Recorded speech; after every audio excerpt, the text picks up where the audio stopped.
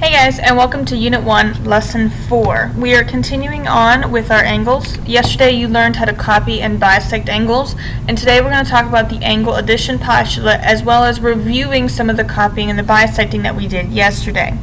Okay, so first things first, this is the angle addition postulate, like I've said, and this says that basically if I were to add angle RQS, which is this green piece right here, with angle SQP, if I add these two angle pieces, I would equal angle RQP. Notice it would be the entire angle. Okay? So just like the segment addition postulate, except that in this case we're talking about angles. Alright, so let's do an example. It says first that the measure of angle ABD. So ABD, this angle right here, is 37 degrees. Then it says the measure of angle ABC, so ABC is 84. So this whole angle is 84 degrees. Our job in this case is to find the measure of angle DBC. So what is this angle here? So the angle addition postulate says that when I add this 37 to my unknown, so 37 plus, and let's call it x, you can name it any variable you want. When I add these two, I should equal the whole angle, which we know to be 84 degrees. To solve for x, we need to subtract 37 from both sides, and I'm going to get that x equals 47 degrees. Okay? So the angle measured DBC is 47 degrees. Alright, so here's our checkpoint. We have a few problems. I would like you to go ahead and pause here. Try these two problems. What you're going to do is construct an angle just like this, somewhere else on your notes. Okay? So go ahead and pause it, take a try. Alright, so as you can see here, I've grabbed my compass, and I went ahead and drew two rays, one for each problem. Okay? So the first thing you need to do when you copy an angle is to draw the ray. Then you're going to put your compass, the point of your compass, on the vertex and create an arc. Make this same arc from the ray you drew. Okay? If you are unsure, make a really big arc. Okay? It's always better to erase what you don't need later. Then what you're going to do is you're going to measure the width of the angle. So I need to get this out just a little bit bigger. A little bit more. Okay, so it's not going to be quite perfect. It's not going to let me get perfect. Well, maybe there. That's pretty darn close. So we'll use that. And I'm going to put that right here and make my same arc. Now the intersection of these two arcs is where I need to draw my next ray. So I'm going to get my line tool out and draw my ray from here to here. Alright, and you can see that these two angle measures are the same. You can verify using a protractor. So, now, going back to what we were doing, this is an obtuse angle. It's done the same way. All you're going to do is draw a ray. Then you are going to put your point on the vertex and draw an arc.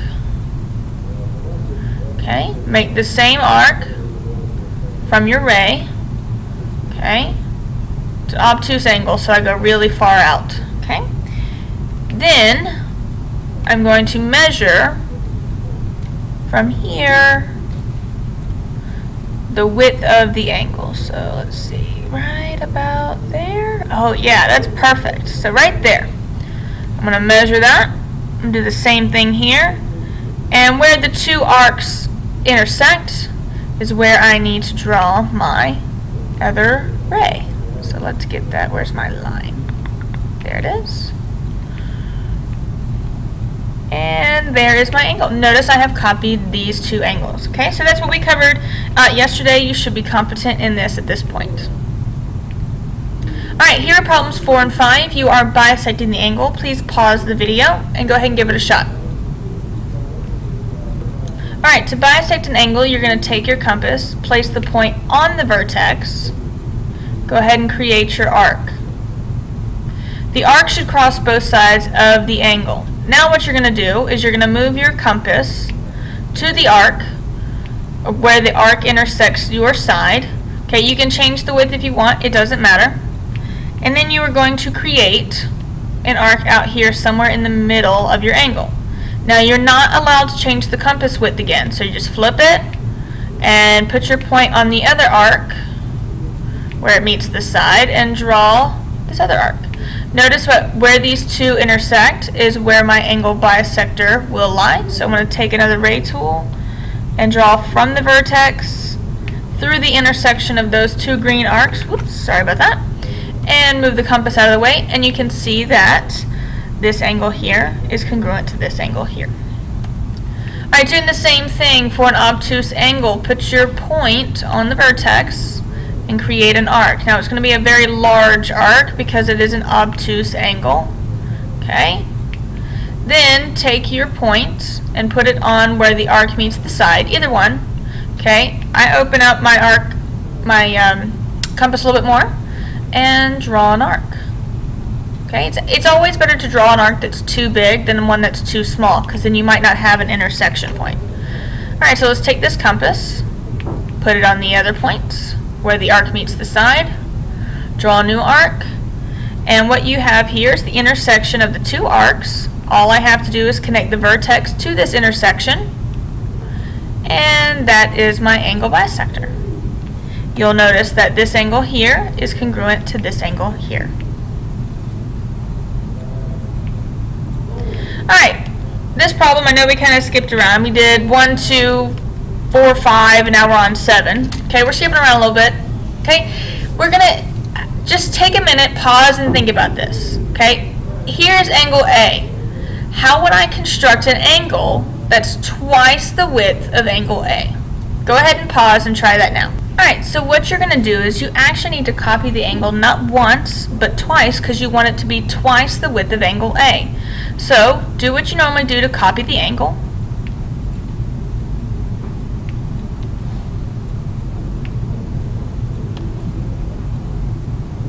I would make my arc very big here. Now measure the width of the angle A. So get it a little closer. Let's see. There, very good. So from here to here is one angle A. From here to here is two angle A's. So what you're going to do is you're going to draw a line from the vertex to the second one, because that will be twice angle A. From here to here would have been angle A, and then we drew another angle A on top of that angle. Okay? So this right here is an angle that's twice the width of angle A. Alright, now in this one, we want to find 1/4 of angle B. Well, this is kind of like whenever we took the patty paper and wanted to cut our line segment into 4 equal pieces. We folded it in half and then folded it again. So can we just bisect angle B and then bisect the bisected part? Alright, let's give it a shot. Put your point on angle B, open it up. Whee. Okay, obtuse angle.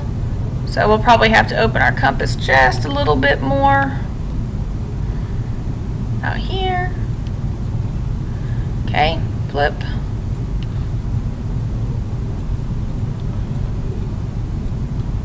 Alright, so there's the first bisection.